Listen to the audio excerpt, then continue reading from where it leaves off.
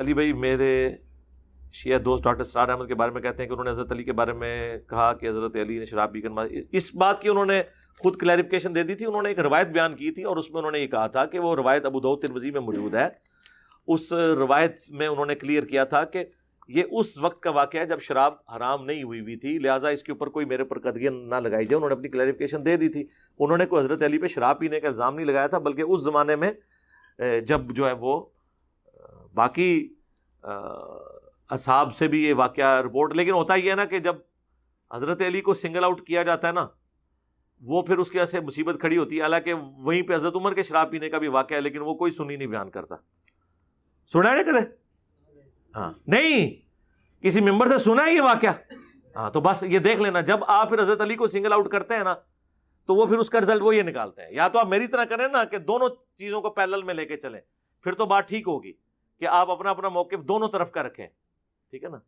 تو یہ وہ تاثر والے کو بھی جواب مل گیا کہ آپ کی حرکتوں سے بھی کیا کچھ تاثر دنیا کو جا رہا ہے, اس لیے کہ آپ ون سائیڈڈ دین بیان کرتے ہیں.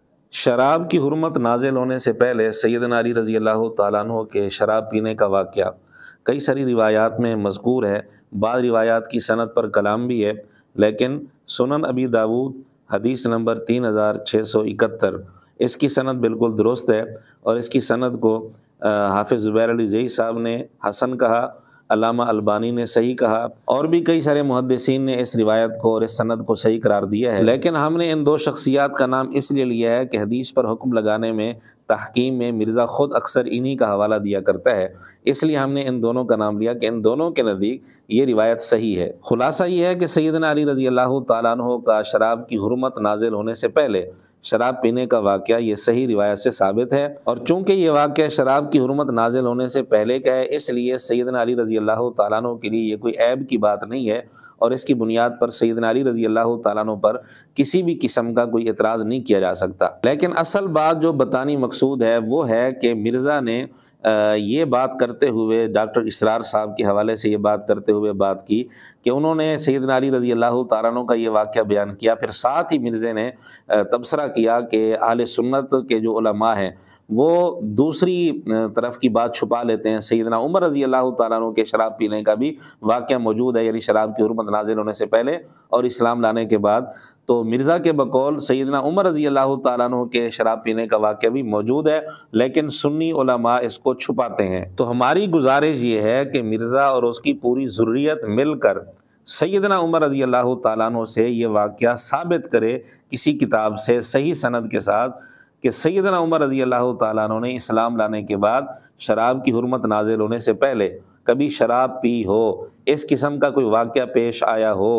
اس طرح کا کوئی واقعہ صحیح سند کے ساتھ کسی کتاب سے مرزا اور اس کی پوری ذریت ثابت کر کے دکھائے. اگرچہ اس طرح کا واقعہ سیدنا عمر رضی اللہ تعالیٰ عنہ سے ثابت ہوتا بھی تو بھی حضرت عمر رضی اللہ تعالیٰ عنہ کے لیے عیب نہیں تھا, جیسا کہ سیدنا علی رضی اللہ تعالیٰ عنہ کے لیے عیب نہیں ہے.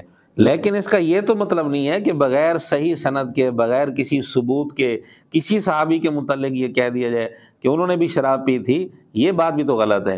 تو مرزا کا یہ کہنا کہ حضرت عمر رضی اللہ تعالیٰ عنہ سے بھی تو یہ واقعہ آتا ہے, ان کا بھی تو واقعہ موجود ہے, انہوں نے بھی شراب پی تھی, لیکن سنی علماء اس کو چھپاتے ہیں, ون سائیڈڈ بات پیش کرتے ہیں. حالانکہ یہ مرزے کا بہت بڑا دھوکہ ہے.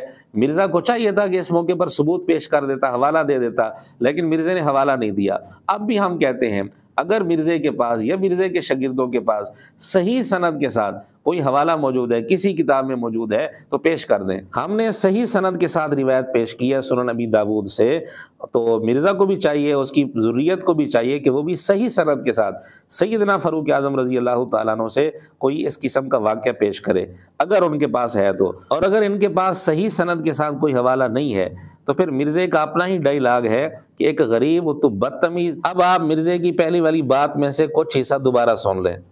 حضرت علی کو سنگل آؤٹ کیا جاتا ہے نا, وہ پھر اس کی وجہ سے مصیبت کھڑی ہوتی ہے. حالانکہ وہیں پہ حضرت عمر کے شراب پینے کا بھی واقعہ ہے, لیکن وہ کوئی سنی نہیں بیان کرتا. سنا ہے نا کدے؟ ہاں نہیں, کسی ممبر سے سنا ہے یہ واقعہ؟ جی ناظرین، دیکھا آپ نے کتنا بڑا دھوکہ دیتا ہے یہ بندہ. اس کو کہتے ہیں چوری اور پھر سینہ زوری، اس کو کہتے ہیں الٹا چور کوتوال کو ڈانٹے، اس کو کہتے ہیں غریب تو بدتمیز. مرزا جو کہہ رہا ہے کہ وہیں پر حضرت عمر رضی اللہ عنہ کا واقعہ بھی موجود ہے، تو وہ واقعہ کون سا ہے؟ مرزا بیان تو کرے، اس حدیث کا حوالہ دے، نمبر بتائے اور اس کی سند کے بارے میں بتائے کہ واقعی کوئی صحیح سند کے ساتھ ایسا واقعہ ہے یا نہیں ہے. ایسی کوئی بات مرزے نے نہیں کی، ریفرنس نہیں دیا، حوالہ نہیں دیا، خواہ مخواہ اہل سنت کے علماء پر اس نے چڑھائی شروع کر دی.